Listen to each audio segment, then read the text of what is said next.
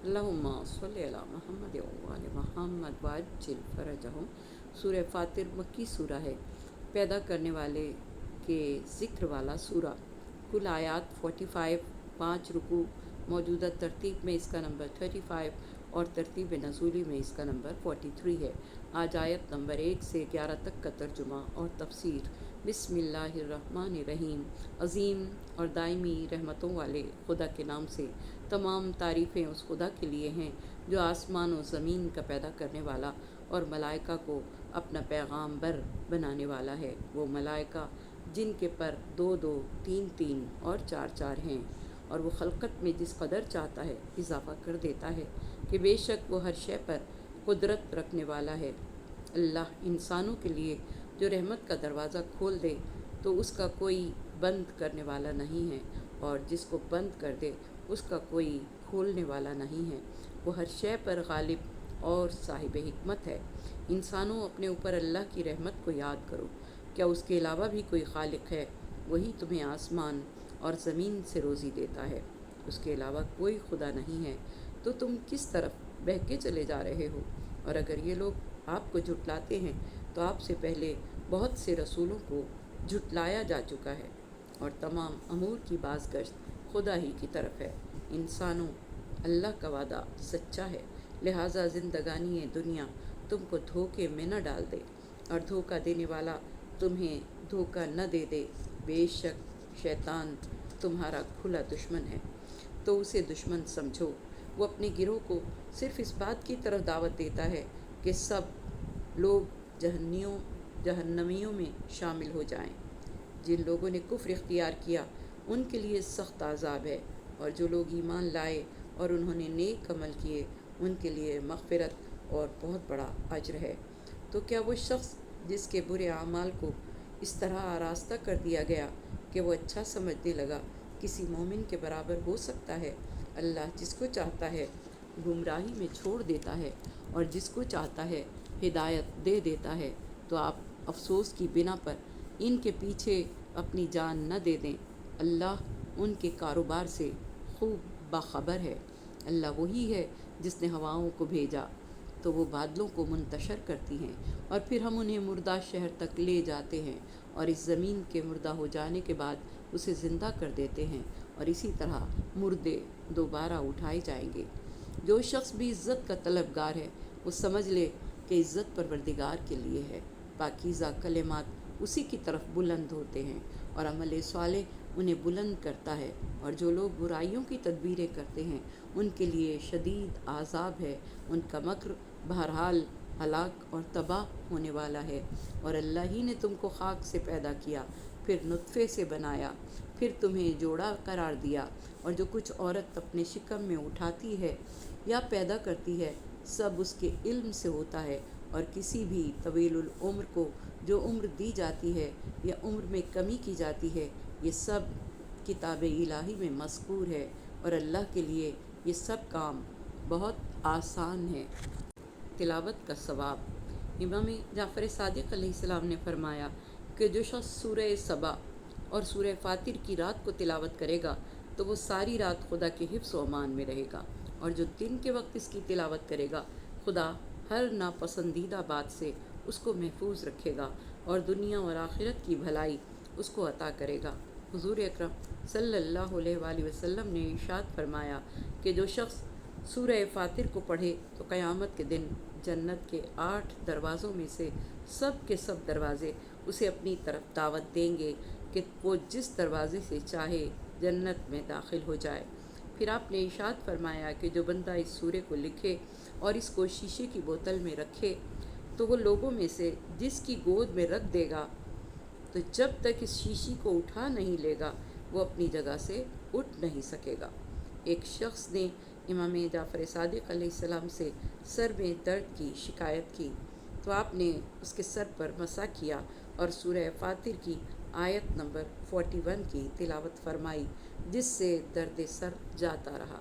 Migraine के लिए, आधे सर के दर्द के लिए आयत नंबर 41 पढ़ी जाए और सर पर मसा किया जाए तो इंशाअल्लाह इस दर्द से निजात मिलेगी। जो बंदा इस सूरत को रात सोते वक्त पढ़ेगा وہ مکان کے گرنے سے محفوظ رہے گا انشاءاللہ۔ اگر کسی قسم کے حاکم کے پاس حاجت ہو تو سورہ فاتر کو 75 بار پڑھا جائے، یعنی 75 ٹائمز۔ بغیر سیاہی کے قلم سے عرضی میں اپنا مطلب لکھے، انشاءاللہ تعالی حاجت پوری ہوگی۔ اس سورہ کو لکھ کر پاس رکھنے سے دلی مطلب بر آتا ہے۔ سورہ فاتر کی آیت نمبر 29 اور آیت نمبر 30 لکھ کر اگر تجارتی سامان میں رکھی جائے تو بہت زیادہ فائدہ حاصل ہوگا۔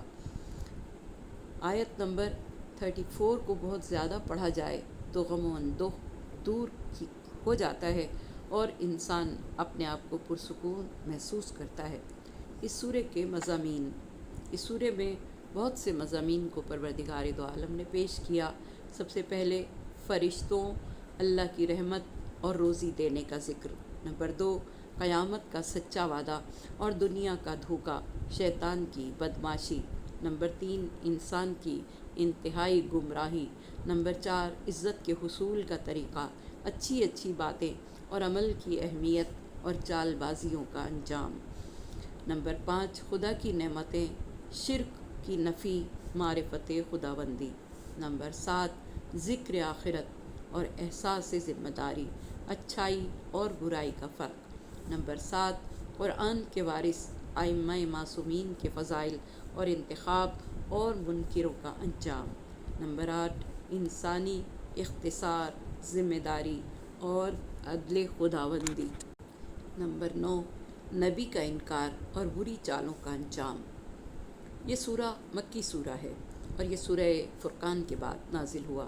اس سورہ کا ایک نام سورہ ملائکہ بھی ہے، کیونکہ اس سورہ کی ابتدا پروردگار دو عالم نے ملائکہ کے ذکر کے ساتھ کی۔ تمام حمد ہے اس اللہ کے لیے جو آسمانوں اور زمین کو خلق کرنے والا ہے، نیز فرشتوں کو پیغام رساں بنانے والا ہے، جن کے پر 2 2، 3 3 اور 4 4 ہیں۔ آیت نمبر 1۔ لفظ فطر کا اطلاق طول میں چیرنے پر کیا جاتا ہے۔ اللہ فاطر ہے، یعنی خدا وہ ہے جس نے عدم کو شق کیا اور اس کے شکم سے آسمان اور زمین کو پیدا کیا۔ اللہ آسمانوں اور زمین کا موجد ہے، یعنی کسی مثال کے بغیر ایجاد کرنے والا۔ فاطر کے معنی بدیع کے ہیں، کیونکہ ابدا اس تخلیق کو کہا جاتا ہے جس کی پہلے سے نظیر موجود نہ ہو۔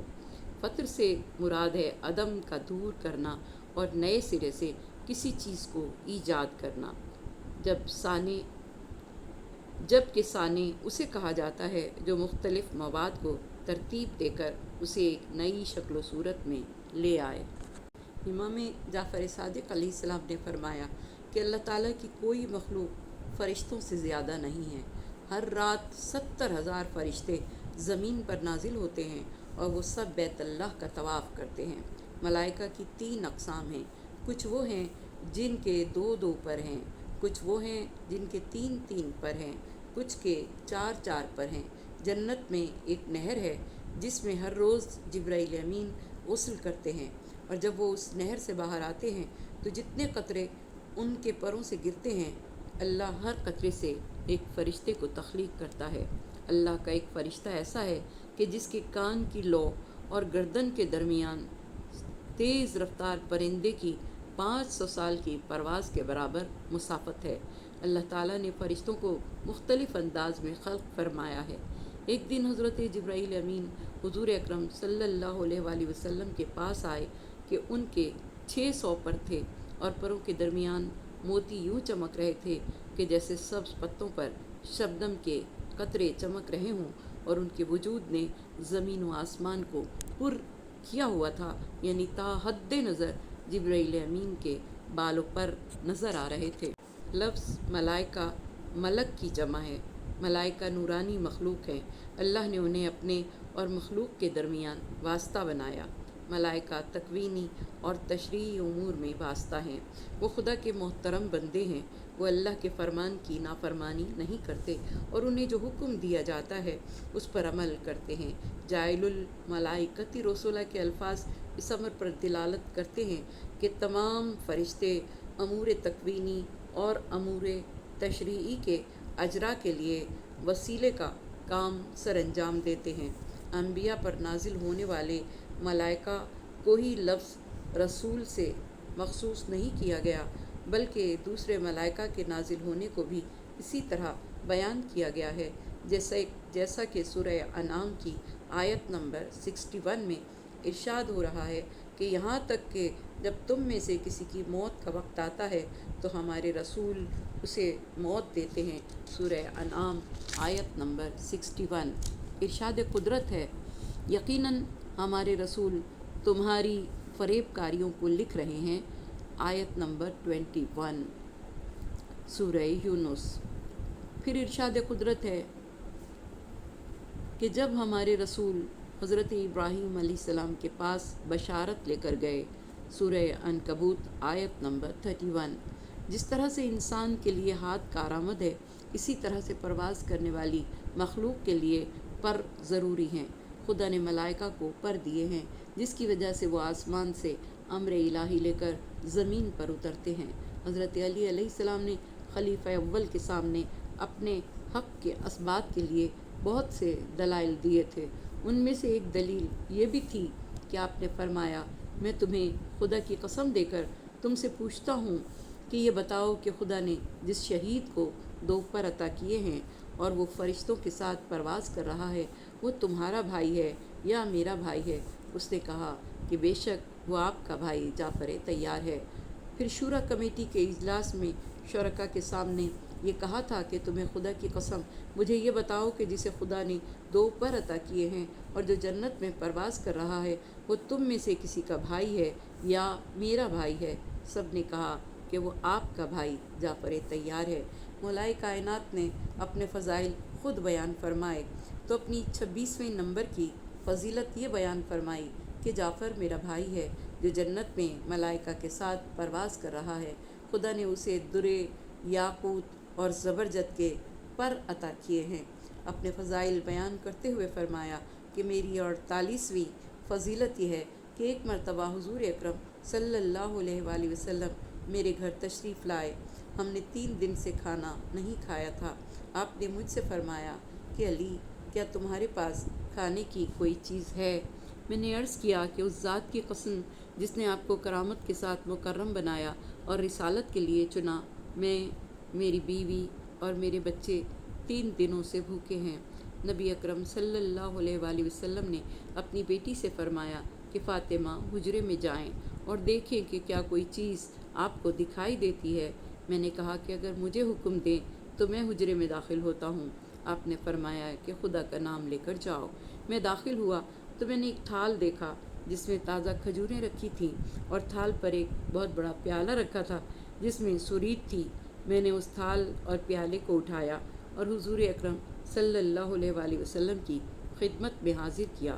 حضور اکرم صلی اللہ علیہ وآلہ وسلم نے فرمایا، علی، کیا تم نے اس نمائندے کو دیکھا جو یہ طعام لے کر آیا تھا؟ میں نے عرض کیا کہ جی ہاں۔ آپ نے فرمایا، اس کی شکل و صورت بیان کرو۔ میں نے عرض کیا کہ وہ سرخ، سبز اور زرد رنگ کا تھا۔ تو آپ علیہ السلام نے فرمایا، یہ جبرائیل علیہ السلام کے پروں کے رنگ ہیں، کیونکہ اس کے پر در یاقوت سے بنے ہوئے ہیں۔ ہم نے سرید کھائی یہاں تک کہ ہم خوب سیر ہو گئے۔ سرید ویسے کا ویسے بچا رہا، اس پر ہمارے ہاتھوں کے صرف نشانات دکھائی دیتے تھے۔ اللہ نے مجھے اس خصوصیت سے مخصوص کیا ہے۔ ابن عمر راوی ہے کہ امام حسن اور امام حسین علیہ السلام نے تعویذ پہن رکھے تھے جن میں جبرائیل امین علیہ السلام کے پروں کے چھوٹے چھوٹے ٹکڑے تھے۔ امام زین العابدین علیہ السلام نے فرمایا کہ اللہ تعالیٰ عباس علی پر رحم کرے، انہوں نے میرے والد کے لیے انتہائی ایثار سے کام لیا اور ان کی حفاظت کے لیے اپنی جان کا نذرانہ پیش کیا۔ ان کے ہاتھ قلم ہو گئے اور ان کے ہاتھوں کے بدلے میں خدا نے انہیں 2 پر عطا کیے ہیں۔ وہ جعفر ابن ابی طالب کی مانند ملائکہ کے ساتھ جنت میں پرواز کرتے ہیں۔ اللہ کے ہاں حضرت عباس علمدار علیہ السلام کا وہ مقام ہے کہ قیامت کے دن تمام شہداء ان پر رشک کریں گے۔